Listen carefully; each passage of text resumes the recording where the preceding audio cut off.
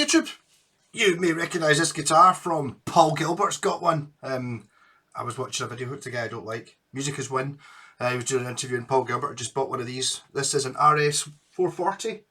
Nope, it's an RS 525 from 1985.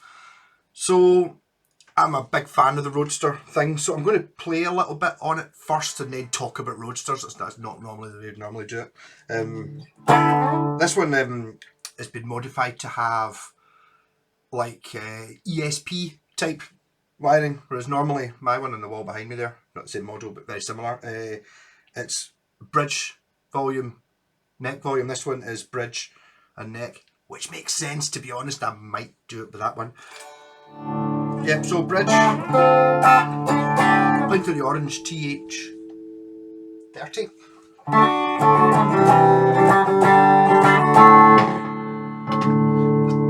Pickup switches a little bit on the wobbly sides.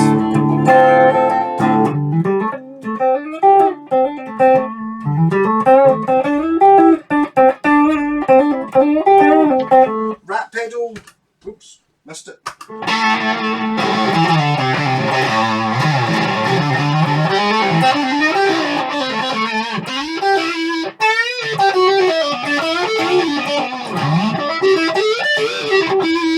Let's back up.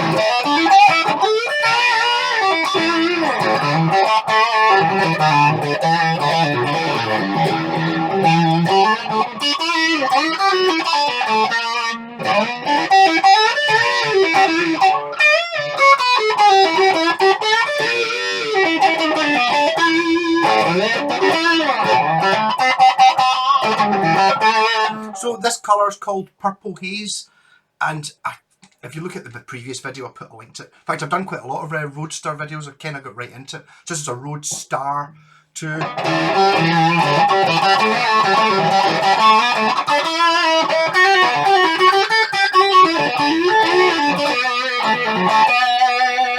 And it's got push pot, so that's it in humbucker mode. Single coil.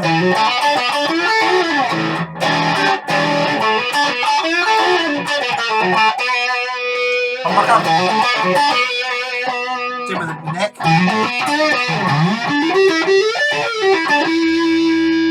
Single coil. Probably more obvious without the rat pedal on.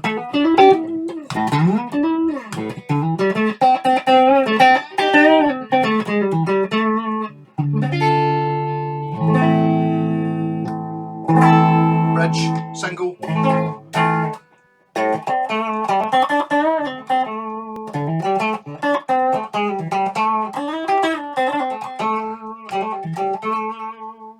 Yeah, so this one does not have its original pickups. This has got Mighty Mite motherbuckers in it, which if you're looking for the most powerful or the highest ohms rating of a pickup, I think it's 22k, the bridges, which has its own little problem when you're trying to measure it on your multimeter. My multimeter is easy to find.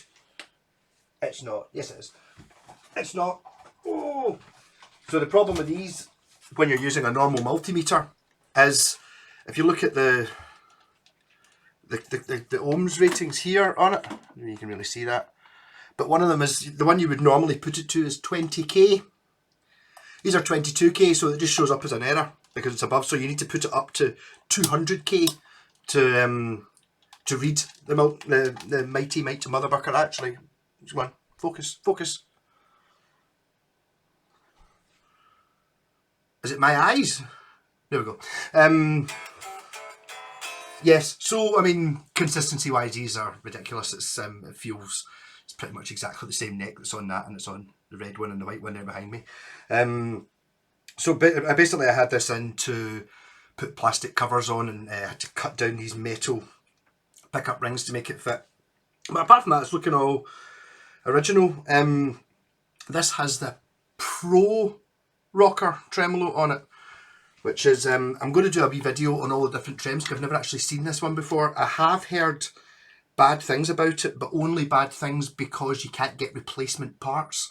So if you buy one of these that's got bits missing, it's difficult to get the bits that fit it. I mean, look at it's not justifying the colour of this thing really. It is the most fantastic colour. Yeah. So this is 85.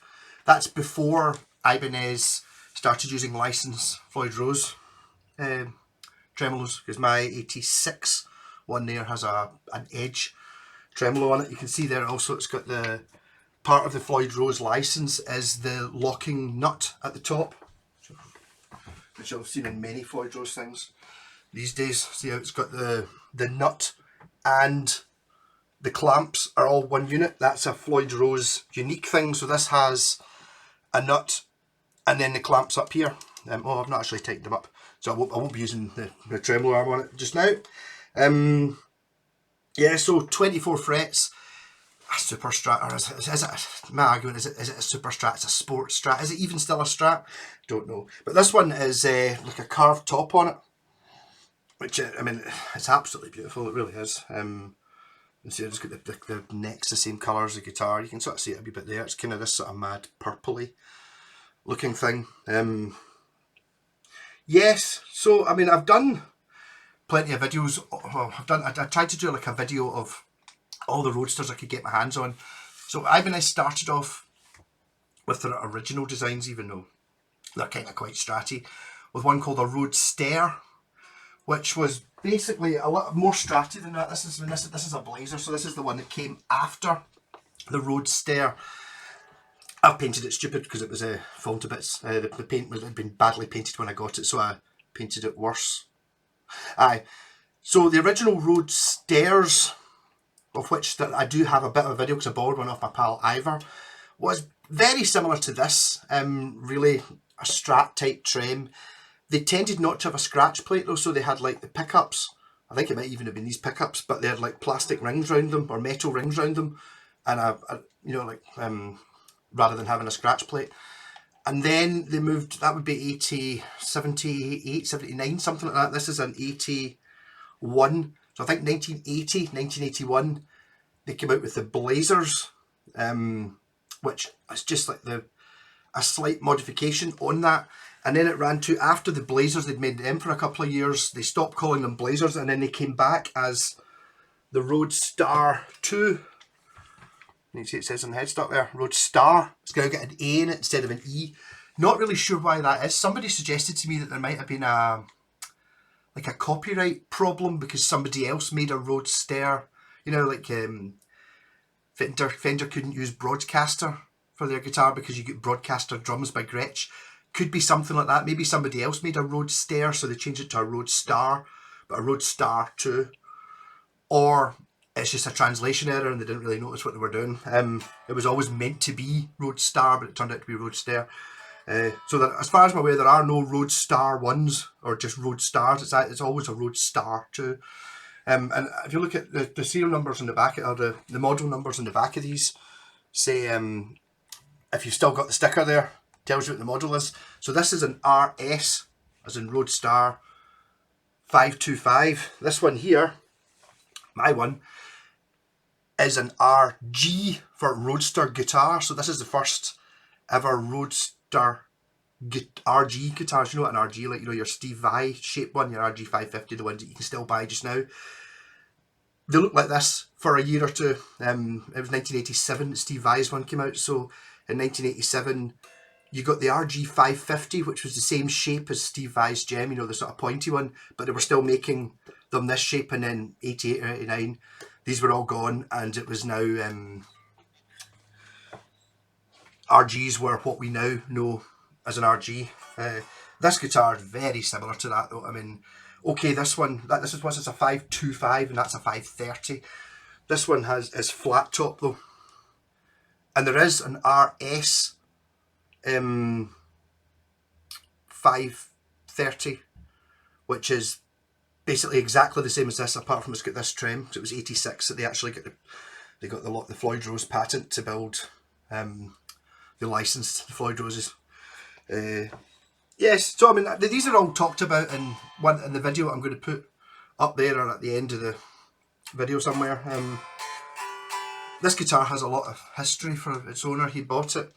He lived down in, is it Newcastle or York or somewhere in the North England, and he bought it. I think he might even have bought it new in 1985 or very nearly new, and it got stolen. And then a few years ago, he was looking up eBay or something, and he saw it, and it was like in a similar region to where it was stolen from, and he'd never seen another one of these. Apparently, there was only 30 or 60 imported into the UK in this colour.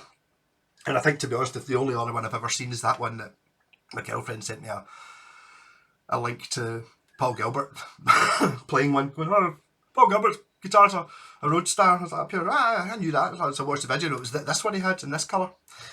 Yes. Most interesting. But I mean, the consistency in these is fantabulous. It's just like the neck carve and the feel of it, it's just identical to this one. Although this one feels different because it's white, but apart from that, great. And my current favourite guitar, I might as well get it. There's a roadstar bass, which I might put the video out tonight of me playing with my Black Sabbath band after the end, playing the Roadstar bass, Roadstar 2 series bass. That one's from 1984, 83. So that would make me think that 83 must be the cut-off point when they started becoming Roadstar 2s and there were no longer Blazers, although there were reissues of Blazers. See the video I did with my pal Scott. And my current favourite guitar actually is this one, which is the baby of the range. This is an RG140. RG140. This has got a completely different type of trem. This is a hard rocker trem, which I've never seen on anything else apart from these. But again, this being an RG because it's 1986. 1986. You could get this as an RS140, which as far as I can tell is an identical guitar. Maybe a different colour or something, but it's exactly the same guitar. They moved things about a little bit, but they stopped making RS series in 1986, and then after that they were just called RG for Road. Instead of being RS for Roadstar, they were RG for Roadstar guitar. But they did it. So the difference between this and then I think 1987, this one started having the more common modern Ibanez headstock. You see this has got quite a sort of the same headstock as this one, and it's got the ultimate expression of craftsmanship written in below where it says Ibanez, which is good. You know, you want to have the ultimate expression of craftsmanship on your guitars. Again, I have to mention that the thing I always complain about on my white one there is it's got push pots, which you can't tell whether they're in or out. See, if you buy modern ones, it's like, see, on the back of like a pen where you push it in and it's sitting like that and it clicks in and it stays down and you go, all right, the pen's out, and you click it to stick back up again.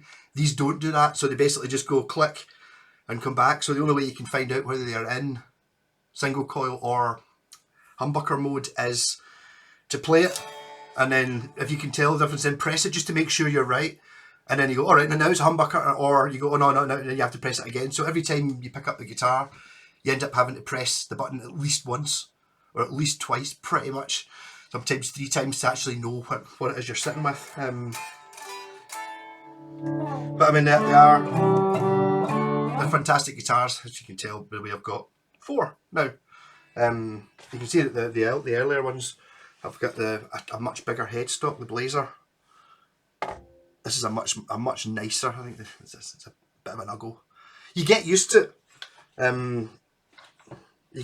But this is the Blazer's much more of a Strat copy, as you can see, and then they sort of gradually get more refined. You know, this is a 21 fret and all that. And then they started having a wee scoop away in here, so it's got a bigger scoop on the bottom edge, so you can get the 24 frets in and all that. The red ones only get 22 frets, so it's kind of halfway between the Blazer and this one. I'm classing these two as basically being the same. Well, this is a 530, this is a 525, so the difference between these two guitars, if you bought this one in 1985, would be it's got binding and a flat top, which I would have thought should be lower down, a lower number than the one with the carved top. but not apparently the case.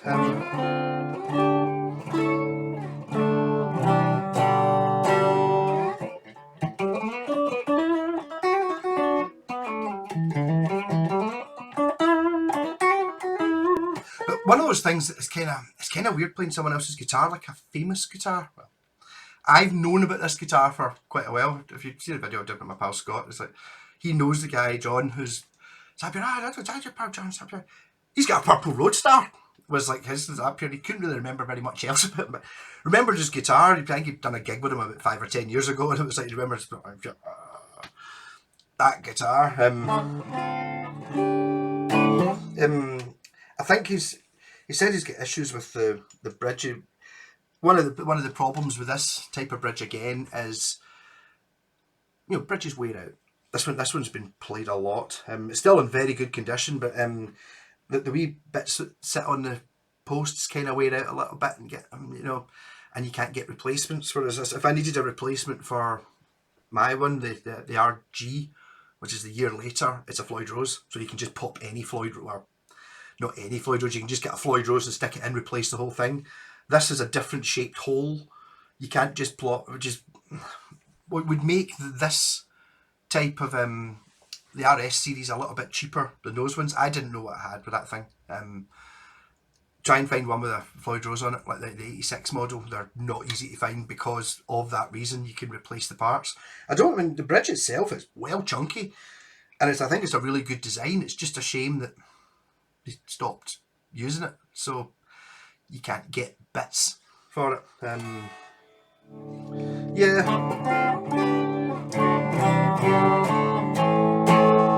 Not really holding tune very well just now because I've not. I didn't tighten up these bolts on the headstock, and also I just had the strings off and put them back on again. I was too excited to play it. But again, I feel like I'm playing somebody else's guitar, which obviously quite a lot of the time I play somebody else's guitar, but this one's got a wee bit of an aura about it.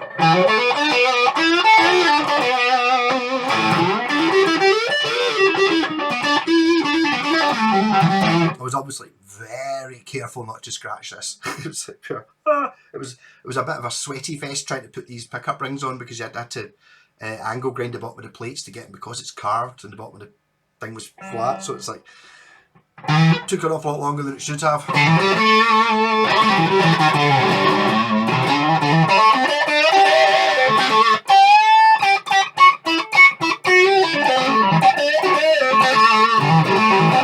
Incidentally, if you've got these pickups,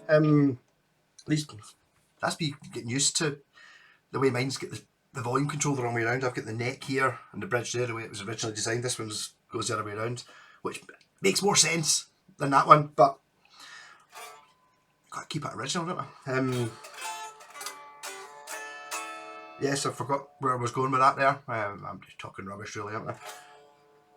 I was talking about the pickups. Yes, so these are as I said, the Mighty Mite Motherbuckers, which I just fitted black plastic covers on them to make them look like the original ones, which look like that. Which I don't know if you can see. They actually say they've got Ibanez printed in the bottom right hand corner of them. And it wasn't. They were in the guitar when it got stolen in, I assume, the 80s, and they weren't in the guitar when he got it back in the 2000s. So they've gone, they're out there somewhere. If anyone's got these pickups, I know he would quite like to get himself a set of the original ones, just to put it back to original. Which I understand. I mean, these things people are eventually going to realise what they are, and they're going to start shooting up in price. Currently, they're not expensive. They may be expensive for me, but they're not expensive compared to what they should be. I mean, they're Japanese made fujigen factory. It's like as good a guitar as you can get, really. Arguably, there aren't really any guitars better than this, really. Hence why I've got. I mean, that's why I love the cheap one so much. I mean, that one there was probably, I don't know, a quarter of the price of this one, and it's still amazing. It's much more basic. It's just block colour, single ply scratch plate. Just cheaper wood, but they built them really well, and obviously the build quality is still extreme on this. If you look at Ibanez Prestiges just now, that's the kind of level you're looking at. You know, fujigen, just totally know what they're doing. My newest guitar I've got just now is that 2019, so it's 3 years old. Still the newest one I've got is similar build quality, just amazing, so much better than, I'm going to say, anything else really, really equal to or better than just about any other guitar you can get. I've never played a £10,000 PRS. Maybe they're better, but they're £10,000. These are not £10,000. So they're definitely not 10 times better or anything like that. You know, there isn't a guitar that's 10 times better than this in the world.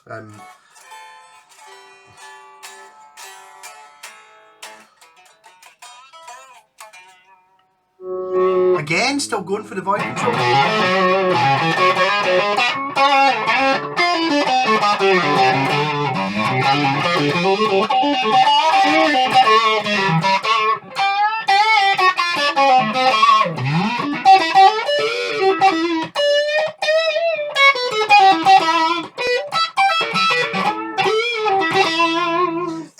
To be honest, I'm going to end up with one of these at some point. I know it.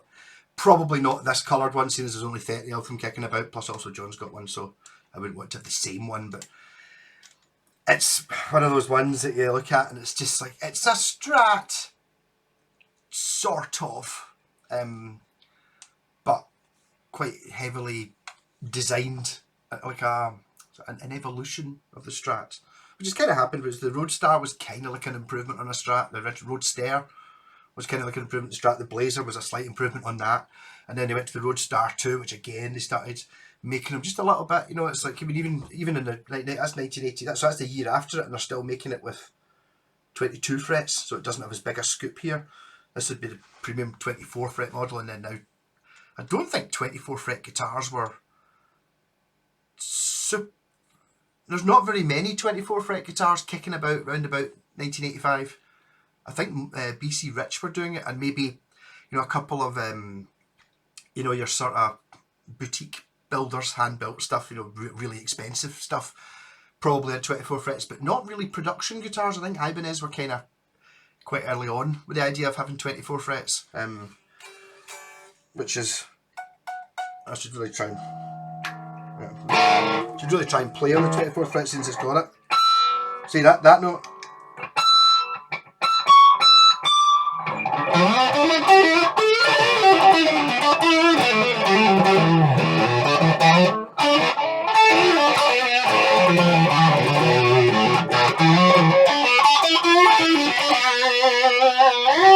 So what I'm going to do is I'm going to put the videos down there and there, and you can subscribe in the middle. This is not going to work, but this one is me showing this guitar to Scott and talking about it a bit more. This you know, this, not just this model, but this actual guitar. And then down here will be a playlist. This will be the playlist, and this will be the video for the Roadster series. I think there's 3 or 4 or 5 videos of all the ones I've managed to get my hands on and done a wee bit of a demo of. They're all excellent, to be honest. Rock on!